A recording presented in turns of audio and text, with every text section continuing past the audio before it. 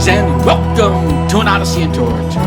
Unless you're an oddball like me or have trained in memory techniques, most likely you've never heard of the Baker-Baker paradox. It's one of those psychological tests that have us scratching our head when we discover the results. Here's how it goes. Either two individuals or a group of individuals that have been divided into two groups are shown a photograph. The first individual or group is told the picture is of a person with the last name of Baker.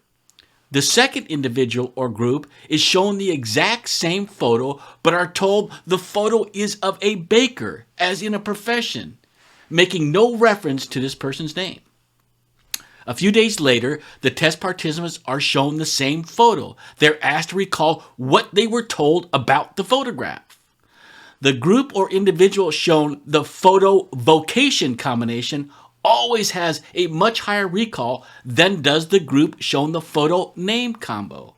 In fact, the recall of the photo name group is almost always abysmal. Oh, I forgot his name. My God, I can't remember names. I'm just terrible with names. Why is this? Baker as a surname, like all surnames, is just another abstract sound with no other context. Now, when we are told a person is a baker, that comes with context and triggers associative memory, and our minds take flight. We think of Grandma's house, the bakery across the street from our middle school, our local grocery store when French bread is baking in the oven. This paradox gives us insight into the potential prodigious powers and capabilities of our memory, if, and only if, we learn to use it in a certain way, which most of us don't. Greetings once again and welcome to an Odyssey into Oratory. If the Spirit so moves you, please follow if you're listening and subscribe if you are watching on YouTube. With either, please like, comment, and share, as I'm your grateful host, Dan Riley. During a previous podcast on how to craft a speech, which I'll put a link in the description below, I referenced a memory technique I often used instead of an index card. But I didn't elaborate on that technique at that time. Well, today I'm going to do that. Like so many other things in this Odyssey into Oratory, we need to go back to the ancient Greeks for their origin. As with many other aspects of modern society, we can trace memory techniques back to the immortal Greeks. Virtually all current memory techniques, the first letter text method, the peg system, the link system, and the memory palace are all derivatives of something called the method of loci. Loci is Latin for places. If you're wondering why a Latin word and not a Greek word, well, like many other foundations in Western culture, this technique, while originally from Greece, was a collaboration between the Greeks and the Romans. The strategy for this memory technique is to use images of our familiar spatial environments and link new pictures to them, those we are attempting to memorize. As part of our evolution, our brain records, encodes, then recovers the spatial information needed to plan a route to a specific location and to recall that route and location on demand. If our ancestors set up their shelter in the forest, but their food supply came from a lake a mile away, to survive they had to remember how to get to the lake and how to get back to the shelter again. And to accomplish this, signposts of that trip were encoded. The tree knocked over on the path, the creek bed to the left, and the eagle's nest in the oak tree east of the sun. Our brains have so evolved that we all have instant recall of any physical environment we habitually habitate or have habitually habitated. If you are not driving, close your eyes right now. Think about a house or an apartment you lived in when you were about 13 years old. In your mind, I bet you can travel from the front of that building and through all the rooms, noticing specific chairs, couches, tables, tile floor patterns, kitchen counters, washing machines, a barbecue, a fireplace, and where the television was and what was on top of it. If you did, congratulations. You just created what is called a memory palace. This is the most popular of all the memory techniques and the one most widely used by memory contestant champions. In case you weren't aware, there are several memory contests every year all over the world. Now, how do we use this palace to memorize new things? We do that by placing the new things on existing structures in your palace. For example, if I wanted to memorize a to-do list for tomorrow, get my oil change, pick up dry cleaning, buy some ink for my printer, feed the neighbor's dog, and call my mother in Florida. Here's how I would do it using the memory palace. Using the same example we just used, the house I grew up in will be my memory palace. As I begin walking up the long flight of stairs, it's blocked by a large red Volkswagen leaking oil like a river down the street.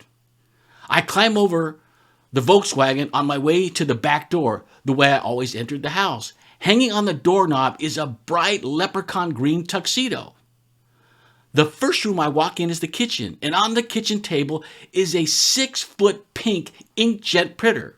As I pass it on the way to the family room, sitting on my dad's chair is a purple golden retriever. My last stop is my bedroom, and on my bed is a life-size portrait of my mother in a clown suit. Okay, now it's the next day. Time to get my to-do list done. As I walk through my old house in my mind, the one I moved out of over 40 years ago, those images are still there and are obvious symbols to me of what I need to do. Here are the keys to making this process work. The images you create need to be outrageous and colorful and in a different color than they exist in reality. Pink elephant now serves as a universal reference to this concept. You must always use the same route when mentally walking through your palace. And prior to using this technique, you'll need to set up a very specific template with predetermined amount of stations. What location do you want to use? If not a living quarters, a walk route you take daily, a church, your Tai Chi park, your place of business. The key is to make it a place you already know inside and out. Famed hypnotist Darren Brown uses a walk route through the city of London. He has 600 physical structures he uses as permanent stations. Another popular method for remembering lists is called stacking. Let's say you need 10 items from the grocery store. You would replace the words of those items with images and stack those images one on top of another.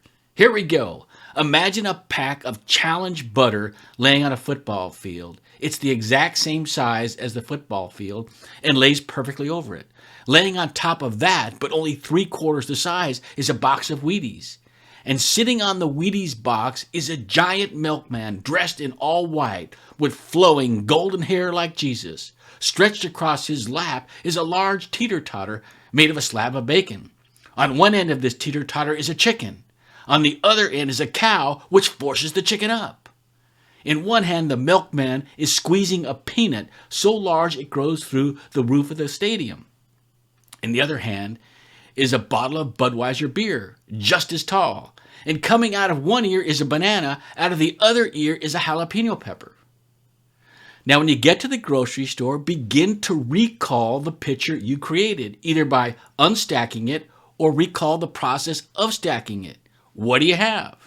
Butter, cereal, milk, bacon, chicken, hamburger, peanuts, beer, bananas, and jalapenos. There's your list. What you need to know about all these memory techniques is that they all use the right hemisphere of the brain. And that's the secret to the unbelievable feats performed by memory experts all over the world.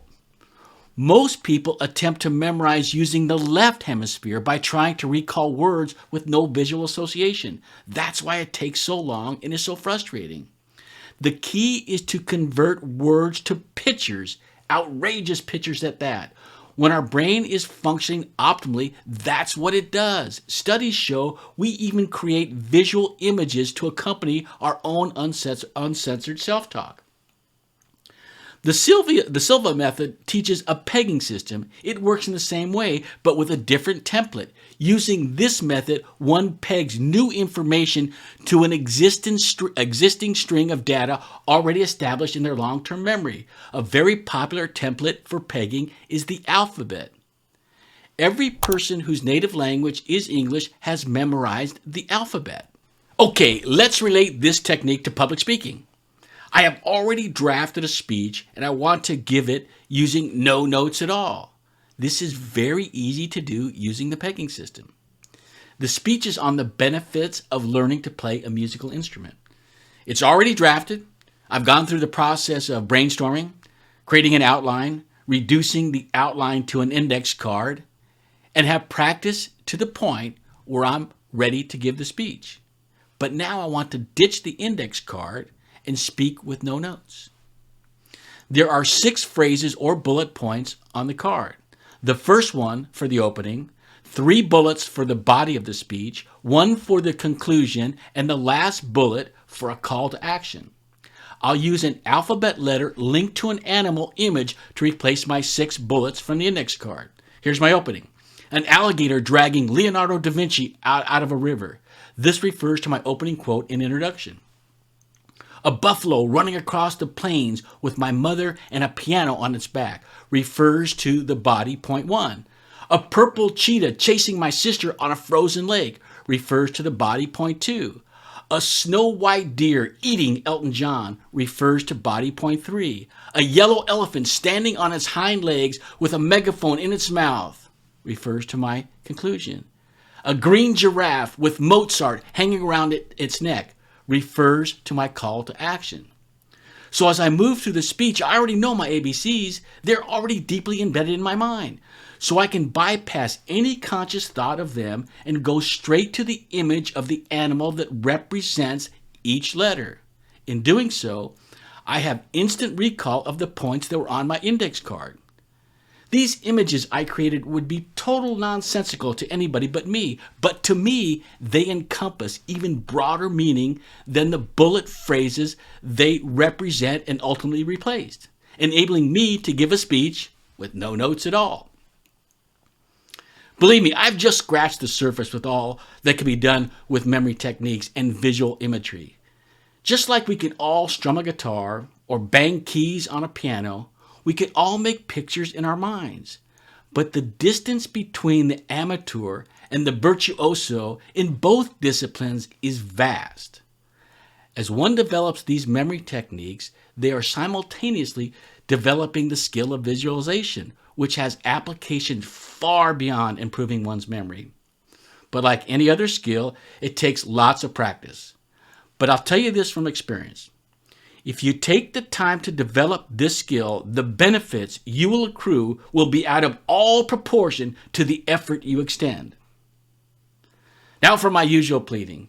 If you are listening, please follow me on your podcasting hosting site. And if you're watching on YouTube, please subscribe, like, and share. In doing so, you'll be placing this Irishman forever in your debt.